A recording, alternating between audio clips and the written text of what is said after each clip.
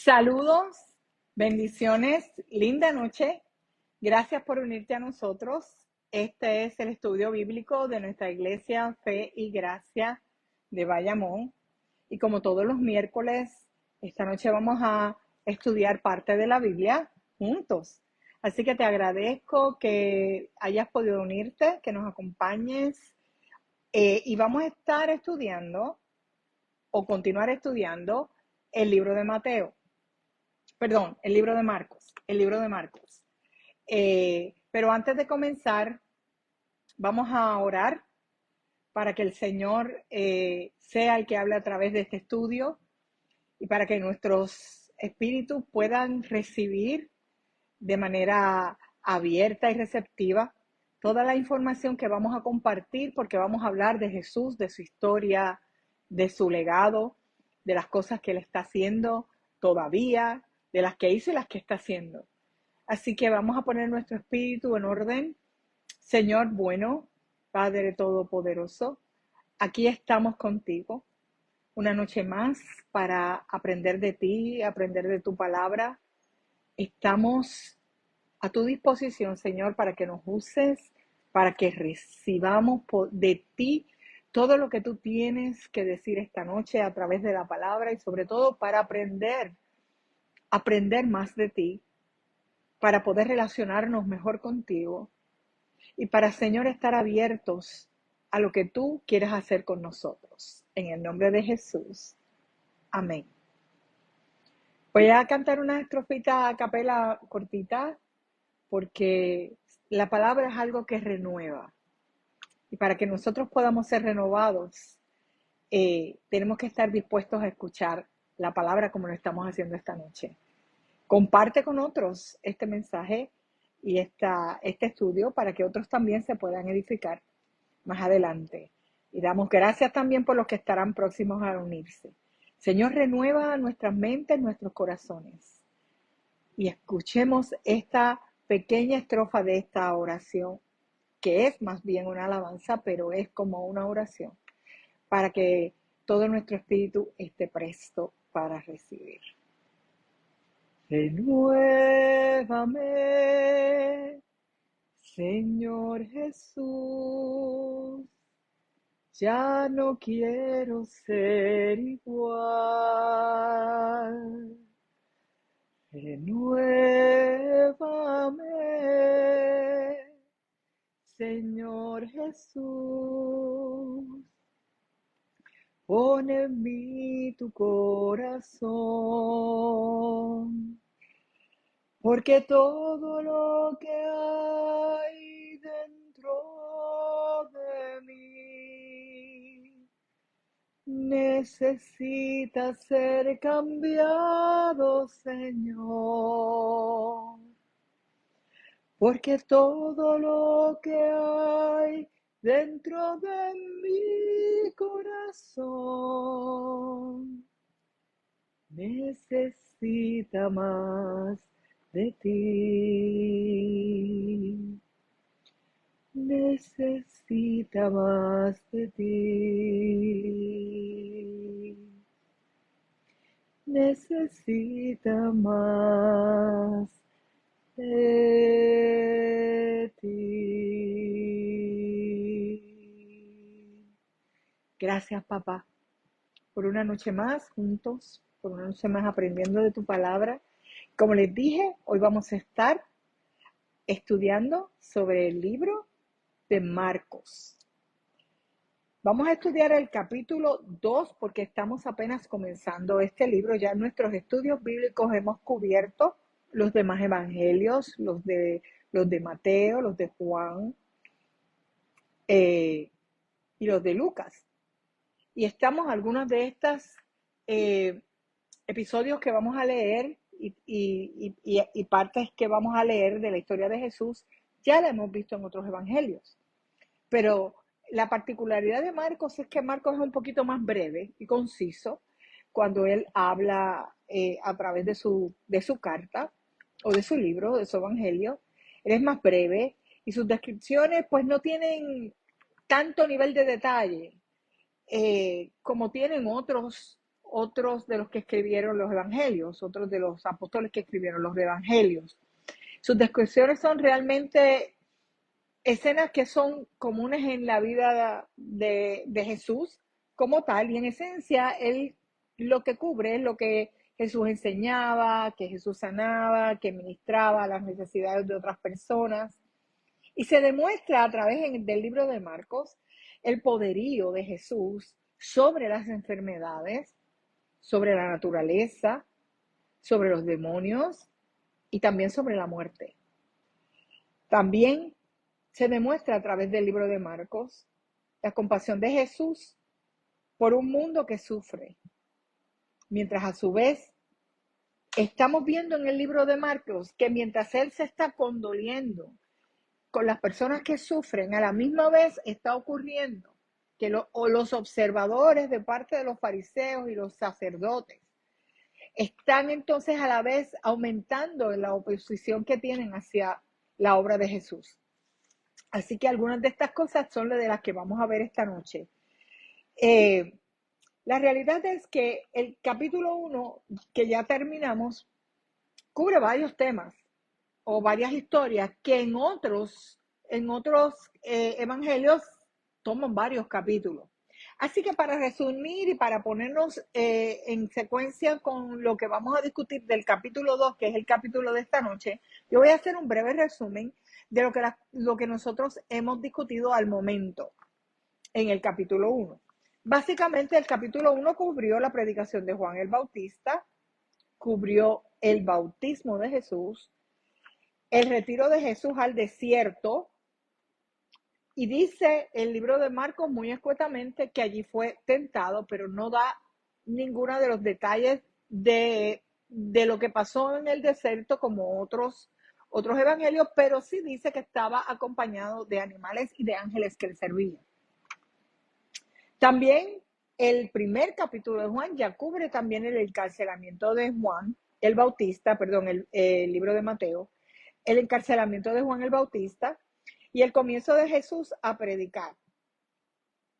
Curiosamente, resume que lo que Jesús dice en sus comienzos es que el tiempo se ha cumplido. Así que él en sus primeras predicaciones ya anuncia que ya llegó el tiempo y era el tiempo de su ministerio, de lo que él vino finalmente a hacer y de las profecías que en la Biblia se encontraban con respecto a este tema. Él dice que el reino se ha acercado también. Así que desde que él sale de su ministerio también dice que el reino se ha acercado y se ha acercado porque él se ha acercado, ¿no? También él llama al arrepentimiento similar a como Juan el Bautista llama al arrepentimiento, pero ya él está hablando del arrepentimiento ya del Espíritu.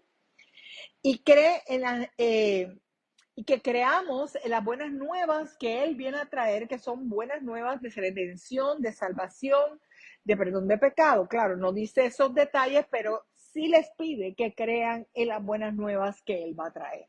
Y esas buenas nuevas él la irá anunciando, como sabemos, a través del periodo de los 3 años que él estuvo acá en la tierra. En el primer capítulo también ocurre que se observa ya el llamamiento de 4 de los pescadores para ser sus discípulos y la disposición que estos tuvieron para dejar las redes y dejar la vida que tenían y algunos hasta los parientes con los que estaban trabajando para seguir a Jesús. Estos primeros 4 eran pescadores. También en el capítulo 1 se nos enseña que Jesús enseña en sinagogas y esto sabemos que Jesús estaba enseñando en sinagogas desde que tiene 12 años. Particularmente continúa en su proceso o en su actividad de predicar en sinagogas, pero es particular el hecho de que nosotros vamos a decir que a partir de este punto de la vida de Jesús, cuando él comienza ya el ministerio, que sale del desierto y comienza a hacer su ministerio, se empiezan a observar en la sinagoga cosas que aparentemente las personas que aprendían de él cuando él iba a la sinagoga y que lo escuchaban, no habían observado antes. Eso es un detalle importante, porque no es la primera vez que él está en la sinagoga. Él está en la sinagoga desde que tiene 12 años y eso lo registra la Biblia por otros evangelios, que a 12 años ya él entraba a la sinagoga y predicaba. Cuando se extravió, él estaba en la sinagoga predicando. Pero lo que es curioso es que en este momento, ya cuando él comienza su ministerio, las personas que lo están escuchando empiezan a notar o a observar cosas que no habían apreciado antes, o al menos no se habían manifestado en los escritos que alguien se hubiera dado cuenta. Y lo que dice aquí es que Jesús enseñaba, pero que en este momento lo estaban admirando porque veían que él predicaba con autoridad y no como lo hacían los escribas. O sea, que no como los escribas él hablaba, sino que su hablar y lo que él comunicaba denotaba que tenía autoridad. Él como persona sobre el tema que está hablando y sobre los aspectos a cubrir en lo que él estaba leyendo. Él predicaba y curiosamente a partir de este momento, aún en las sinagogas, habían personas, como pasa en el día de hoy, ¿verdad? En los templos, habían personas que tenían espíritus inmundos entre la población o el grupo que estaba de audiencia que había en las sinagogas. Sin embargo, en este momento histórico, cuando ya Jesús comienza su ministerio, se observa entonces que esos espíritus inmundos identifican que Él viene de parte de Dios, que Él es el Hijo de Dios, y lo divulgan públicamente frente a los que están en la sinagoga. Así que ellos declaran entonces en la sinagoga los espíritus inmundos que habitaban en esta persona particular que voy a hablar ahora, le hablan a él a viva voz y le dice y declara y dice, le habla obviamente directamente a Jesús, pero lo escuchan los demás, que él viene para destruir los espíritus inmundos. Así que estamos viendo un Jesús que cuando comienza su ministerio, luego de haber sido bautizado, luego de haberse retirado a meditar y a prepararse en el desierto, y ya viene con todo su poder y gloria a hacer el trabajo que vino finalmente a hacer. Hasta los demonios empiezan a reconocerle, empiezan a mirarlo con autoridad y empieza a entenderse que este hombre que está aquí parado hablando frente de nosotros, tiene algo diferente a los demás que están normalmente hablando en la sinagoga y probablemente a él mismo si es que lo habían escuchado antes y esto no había sucedido. Cuando esta persona declara sobre el espíritu inmundo, lo mismo que declaró el espíritu, que vienes a destruirnos, eso mismo hizo Jesús de inmediato y sacó de este hombre el espíritu inmundo. Y los testigos que estaban allí se asombraron por esa capacidad que él tenía de retirar esos espíritus, y empieza a difundirse la noticia en toda Galilea. Así que ya empieza Jesús a proyectarse de una manera de más autoridad, inclusive sobre los espíritus inmundos, cosa que asombra a las personas que están observando en la sinagoga lo que pasa, y se comienza a difundir la noticia de lo que Jesús está haciendo a través de Galilea. Y esto es lo que se cubrió en el capítulo 1 de Marcos. Y ahora vamos a estudiar el segundo capítulo de Marcos. Como les estoy diciendo, estamos en el Evangelio de Marcos y vamos entonces a comenzar estudiando el capítulo 2, que es el tema principal de esta noche. Entró Jesús otra vez, y leo, entró Jesús otra vez en Capernaum después de algunos días y se oyó que estaba en casa. Se entiende que Capernaum estaban los headquarters o las bases de operaciones de Jesús por eventos que se están registrando en la Biblia, ¿no? Que están ocurriendo en Capernaum. Así que dice, entró Jesús a Capernaum después de algunos días y se oyó que estaba en casa. Inmediatamente se juntaron muchos, de manera que ya no cabía ni una persona a la puerta y les predicaba la palabra. O sea, como sabemos, ya se había corrido la voz. Entonces, en este momento, cuando él llega a Capernaum, muchos se reúnen y tantos que no cabían ya a la puerta y les predicaba la palabra a Jesús. Entonces vinieron a él unos trayendo un paralítico que era cargado por 4. O sea, un paralítico es una persona que tiene sus músculos y los nervios asociados a los músculos de su movilidad atrofiados. Y este paralítico era cargado por 4 personas. Normalmente lo que se entiende es que 4 personas estaban cargando a un paralítico que no se especifica cuál exactamente era la relación entre ellos en el libro de Marcos, pero sí se dice que eran 4 y que los 4 estaban ayudando a llevarlo. Esta camilla, o sea, visualizamos que esto era como una camilla, pero más bien en ese tiempo lo que usaban era como un colchón que se enrollaba, se usaba por las noches y se enrollaba, ese tipo de colchón.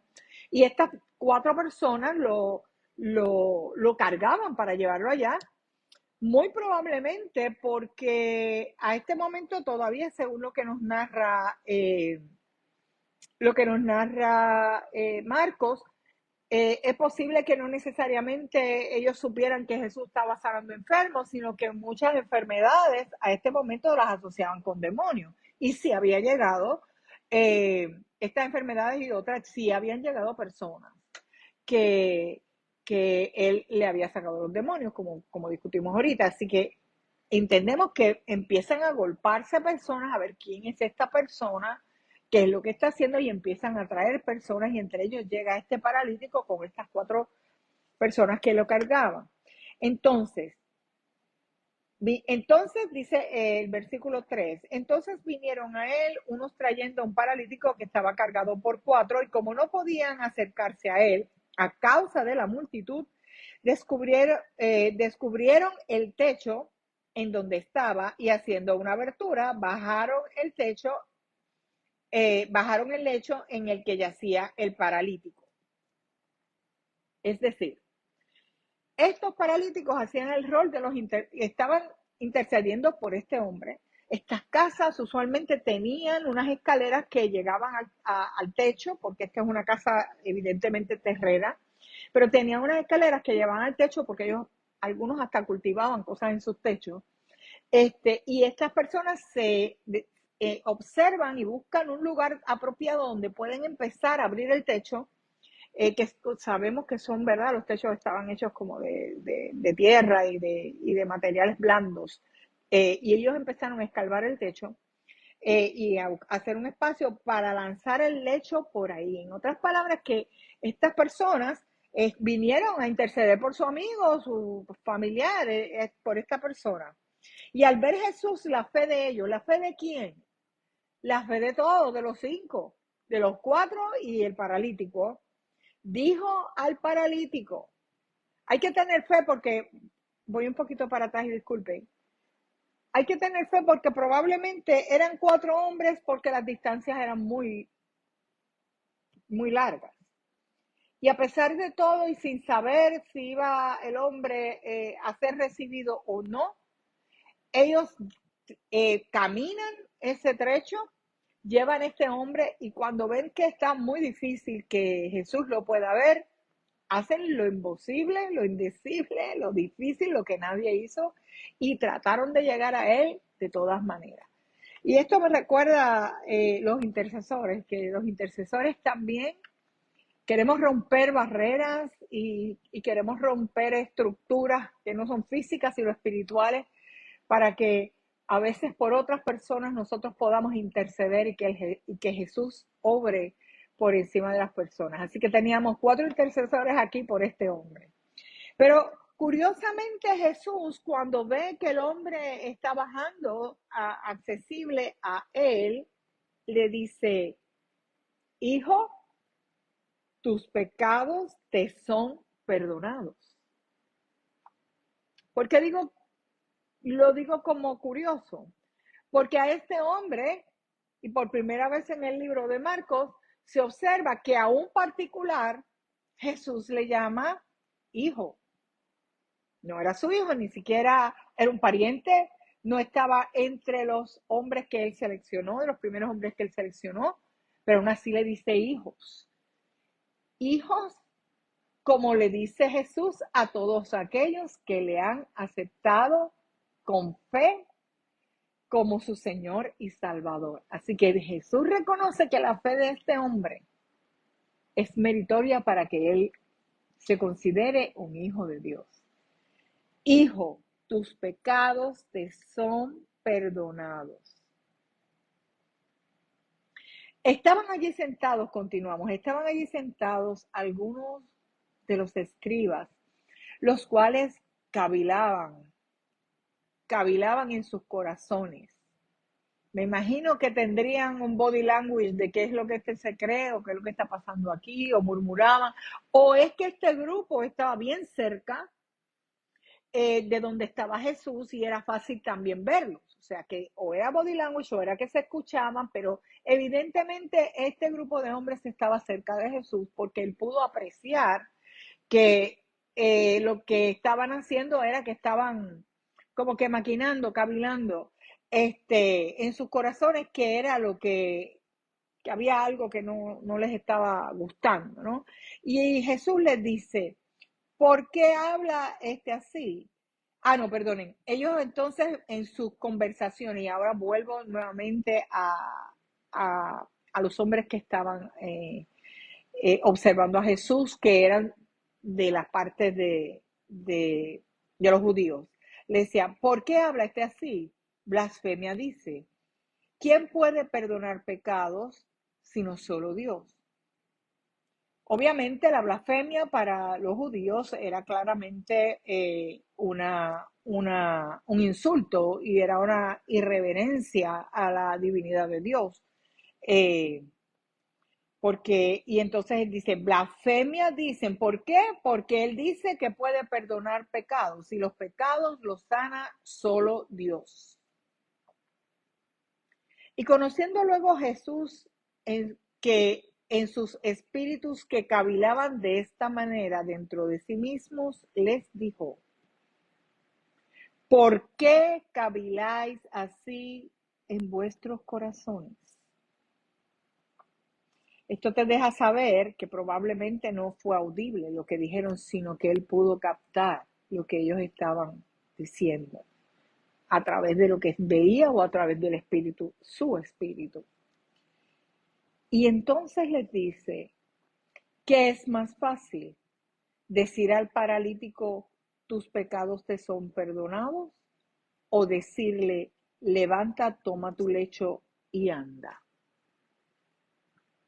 Y esa es una pregunta porque donde él los pone a ellos en una situación como quizás de preguntarse, pero mira lo que está diciendo él, porque ambas cosas eran sumamente difíciles. Perdonar pecados, porque ningún hombre está reconocido para que pudiera perdonar pecados, pero tampoco sanar un paralítico que lleva un montón de tiempo, si es que adquirió esa parálisis eventualmente, con sus nervios y sus músculos inservibles. Como que decirle que te pares y te lleves el lecho cuando aún una persona que ha dejado de caminar por un tiempo, aunque tenga bien sus músculos y sus nervios, se le dificulta caminar aún así. Entonces, él les manda esta pregunta. ¿Qué es más fácil decir al paralítico? ¿Tus pecados te son perdonados? O decirle, levántate, toma tu lecho y anda. Pues para que sepáis que el Hijo del Hombre tiene potestad en la tierra para perdonar pecados, dijo al paralítico, mirando al paralítico, a ti te digo, levántate, toma tu lecho y vete a casa. Entonces él, el paralítico, se levantó enseguida y tomando su lecho salió delante de todos, de manera que todos se asombraron y glorificaron a Dios diciendo, nunca hemos visto tal cosa. Así que seguimos sumando. Jesús ha quitado, ha sacado demonios de personas o espíritus inmundos y ahora está sanando a un paralítico y diciendo que es capaz de perdonar pecados o diciendo que sus pecados eran perdonados. Entonces aquí lo que estamos viendo es una persona que viene a traer algo que nadie ha visto antes, que nadie ha escuchado antes y además que era considerado una blasfemia, el decir tus pecados te son perdonados. Así que lógicamente todo esto pues tiene doble acción para los que eran seguidores de la ley.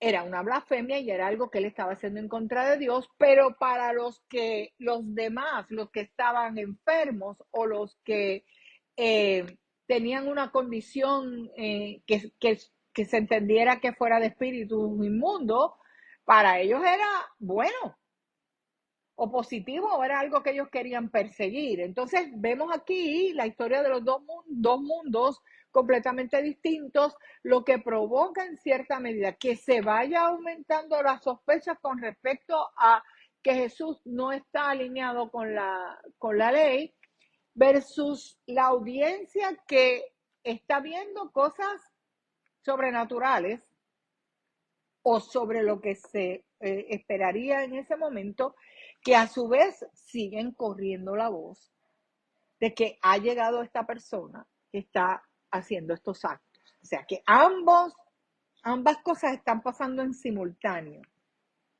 Y continuamos con el verso 13. Después volvió a salir al mar y toda la gente venía a él y les enseñaba. O sea que Jesús no dejaba de enseñar.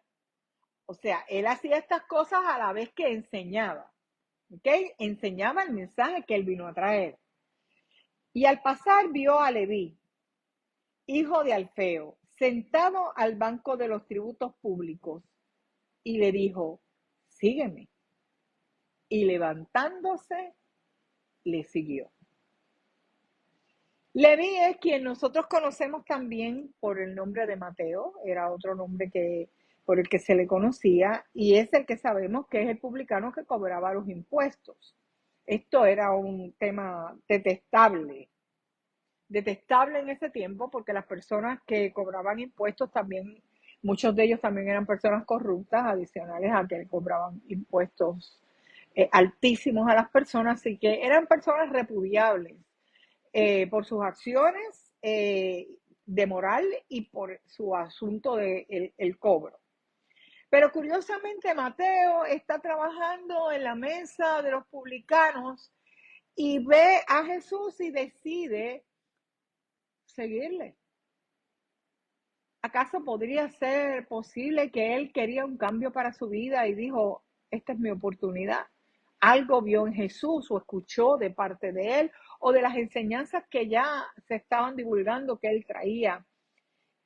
Y como nosotros a veces cuando hemos oído las enseñanzas de Jesús, hemos pensado, es hora de cambiar. Es hora de tener una vida diferente. En alguna medida, eso fue parte de lo que pasó con Mateo. Con Mateo, cuando él escucha, cuando Jesús viene y le dice, sígueme, y él, sin refutar, lo siguió. El verso 15 dice, aconteció que estando Jesús a la mesa, en casa de él, muchos publicanos y pecadores estaban también a la mesa, juntamente con Jesús y sus discípulos, porque había muchos que le habían seguido. Y los escribas y fariseos, viéndole comer con los publicanos y con pecadores, dijeron a los discípulos, ¿qué es esto? Que él come y bebe con los publicanos y pecadores. Al oír esto, Jesús les dijo, los sanos no tienen necesidad de médico, sino los enfermos. No he venido a llamar a justos, sino a pecadores. Y esta es una frase que todavía decimos. Pero es importante señalar que aquí tenemos un Jesús que no es que está avalando el pecado y estar con personas como los fariseos y los llamados pecadores. Los llamados pecadores eran personas que no seguían la ley judía, no obedecían la ley, que no seguían eh, los rituales judíos en cuanto a la comida y las demás cosas, y por lo tanto, que Jesús, que era judío, se sentara a comer con gente que no seguía ni siquiera la ley, ni tampoco probablemente se comían lo que se supone que se comieran por la ley, sino que también comían cosas inmundas. Pues para ellos eso fue como algo que realmente encontraron totalmente reprochable y se lo dijeron directamente en esta ocasión. Sin embargo, Jesús lo que proyecta, lo que deja ver y lo que se puede ver aquí es que en esa mesa probablemente Mateo estaba trayendo publicanos y estaban acercándose personas que no seguían necesariamente la ley, según los observadores, porque ya habían oído de Jesús. Y Jesús está a la mesa con ellos, enseñándoles, hablándoles de la palabra y más que por patrocinar lo que ellos hacían, Jesús estaba en una actividad misionera, como está hoy día, como estamos hoy día, los misioneros que vamos a lugares que sabemos que nos siguen, ¿verdad? Lo que nosotros creemos.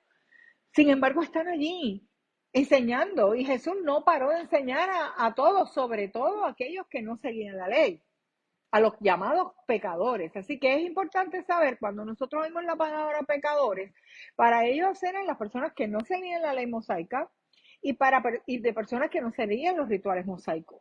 Así que a lo mejor no era que fueran personas terriblísimas en términos de su conducta moral, y también habría que, como ellos, pero eran personas que sencillamente no eran parte del grupo de los que obedecían ni de la ley o los fariseos. Por eso es que los reprobaban. Y vemos a Jesús en una misión de ir a comunicar, de ir a apoyar, y en la misión que está hoy día y que nos ha delegado a nosotros, de ir y predicar ese evangelio a todo el mundo, y sobre todo y en especial a los que no creen, a los que todavía no están unidos, porque esos son, como él dice, o sea, yo vine para ser médico de enfermos, no de sanos. Yo vine a llamar no a llamar a justos, sino a los pecadores. O sea que él también ahí anuncia a lo que vino. De aquí en adelante ustedes esperen que yo voy a estar conversando con las personas que no conocen la verdad, porque él vino a traer esa verdad. Entonces pasemos al 18, al verso 18. Y los discípulos de Juan y los fariseos ayunaban. Y vinieron y le dijeron, ¿por qué los discípulos de Juan y los de los fariseos ayunan y tus discípulos no ayudan? No ayunan. Jesús les dijo, ¿acaso pueden los que están de bodas ayunar mientras están ellos con el esposo? Entre tanto que tienen consigo al esposo, no pueden ayunar. Pero vendrán días cuando el esposo les sea quitado y entonces en aquellos días ayunarán. Nadie pone remedio de paño nuevo en vestido viejo. De otra manera, el mismo remedio, el mismo paño nuevo, tira del viejo y se hace peor la rotura. Y nadie echa vino nuevo en odres viejos. De otra manera, el vino nuevo rompe los odres y el vino se derrama y los odres se pierden. Pero el vino nuevo en odres nuevos se ha de echar. Esta parte que estamos leyendo en este momento, lo que nos está diciendo es que Jesús está diciendo que no quiere decir que Jesús no crea en el ayuno, porque Jesús le enseñó a los apóstoles sobre el ayuno, y eso lo vemos en Mateo 6:16, donde él le habla con el ayuno y le dice, no hagan el ayuno poniendo caras tristes, que sean para que los demás los vean que ustedes están ayunando, como hacen los fariseos, sino que pues cuando lo hagan, pues háganlo en secreto o que no se les note, ¿no? El ayuno es una costumbre que hebrea también, que realmente sí se utiliza para algunas cosas y mucho y muy predominantemente para momentos de intimidad o momentos por los que se quiere interceder o acudir a algo especial. Pero Jesús lo que está diciendo es, mi estadía aquí, mi estadía aquí con estas personas y con ustedes, que ustedes están criticando que no ayunan, es un motivo de fiesta, no es un motivo de ayuno. Más bien eso es lo que él quiere decir. Es un motivo de fiesta porque aquí estoy yo y se compara con el esposo de una boda. El esposo en una boda él está conmigo, están conmigo que soy como el esposo de una boda, que vengo, que estamos en un momento de compartir algo que es para estar de fiesta, que son las buenas nuevas. Pero llegará un momento en que yo no esté y llegará el momento en donde entonces lo meritorio sería hacer un ayuno. Y en cierta medida, o no en cierta medida, sino le está haciendo básicamente referencia a su pasión y muerte y anticipando su pasión y muerte en el momento en que él dice que vendrá el momento en que ellos harán ayuno porque el novio se habrá retirado. Y también usa la palabra del vino nuevo con odres, en odres viejos, eh, y el del paño nuevo, porque está hablando de que él viene a traer cosas nuevas a las que hay que tener actitudes diferentes. Por ejemplo, si ponemos un pedacito de tela nuevo para remendar una rotura de uno viejo, eventualmente ya el viejo está estirado, pero el nuevo cuando lo empiece a encoger, digo estirado quiero decir que ya encogió y ya está, ¿verdad? Suavecito. Pero cuando entras una tela que es nueva, cuando empieza a encoger, empieza a alar las fibras del otro que ya está, ¿verdad? Más usado. Y los rompe. Igualmente sabemos que el odre, hemos escuchado muchas veces que el odre nuevo debe recibir vino nuevo y no el viejo, porque el viejo pues podría romperse. Pero lo que él quiere decir es que yo vengo a traer unas cosas nuevas y, y hay que tener una actitud nueva ante esto nuevo que yo traigo. No lo podemos ubicar dentro de lo que ustedes ya conocen, sino que ábranse y vean con una mente nueva lo nuevo que yo estoy trayendo. Para terminar, vamos a hablar de lo último que quedó en este capítulo 2, que es, aconteció que al pasar él por los sembrados un día de reposo, sus discípulos andando comenzaron a arrancar espigas.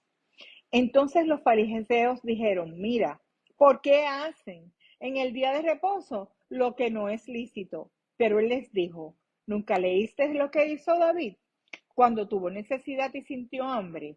Él y los que con él estaban, como entró en perdóname, ¿nunca leísteis lo que hizo David cuando tuvo necesidad y sintió hambre? Él y los que con él estaban, cómo entró en la casa de Dios siendo Abiatar sumo sacerdote y comió los panes de la proposición, de los cuales no es lícito comer sino a los sacerdotes, y aún dio a los que con él estaban. También él dijo, el día de reposo fue hecho por causa del hombre, y no el hombre por causa del día de reposo. Por tanto, el Hijo del Hombre es Señor aún en el día de reposo. Esto aquí, esta parte de la Biblia se interpreta, para empezar, que no era que ellos estaban cortando trigo como si estuviera como un trabajador. Era que ellos pasaron por allí, tenían hambre y sacaron algunas espigas, probablemente para comer. Así que era porque tenían una necesidad, no porque estaban laborando y trabajando normalmente. Y por eso compara contra David que cuando tuvieron una necesidad, en un día en un día que estaban ellos juntos con sus guerreros, fueron y se comieron el pan de la preposición, que también está prohibido, pero era porque tenían una necesidad. En otras palabras, que lo que quiere decir es, si hay una necesidad humana, esta está sobre el ritual del reposo, le está diciendo a ellos. No estamos hablando de que ellos están trabajando como tal, sino que evidentemente, pues, al compararlo con esto, está diciendo hay una necesidad humana. Y sobre la necesidad humana está, o la necesidad humana está sobre el ritual del reposo. Así que ahí puede haber una excepción. Pero también les dice, y esto también es para que vean que el Hijo del Hombre, o sea, yo, el Hijo de Dios, soy el Señor. y yo estoy por encima aún del reposo. Maravilloso. La verdad es que ha sido esta parte que hemos discutido en el día de hoy, que ha sido el capítulo 2, está maravillosa porque está empezando a verse el poderío de Jesús, su declaración, su autoridad, cómo Él está viniendo a traer ese mensaje para los que no creerían, los que no creían, los que estaban en pecado, para aquellos que estaban enfermos, vino a restaurar y vino para lo que sabemos que hoy en día todavía está haciendo. Así que te doy las gracias por unirte. Te recuerdo que tenemos este domingo a las 10 nuestro culto presencial en la iglesia Fe y Gracia de Bayamón. Y ya estarán de regreso nuestros pastores para estar con ustedes y con todos nosotros. Así que, bueno, para aquellos que tienen a bien dar una ofrenda para esta noche o a través de la ATH móvil lo pueden hacer. Van a la sección de negocios y buscan CFC, Fe y Gracia. Repito, sección de negocios de ATH móvil, CFC, Fe y Gracia. Que tengan una noche maravillosa. Que el Señor traiga un descanso reparador y que nos veamos muy pronto. Sean todos bendecidos.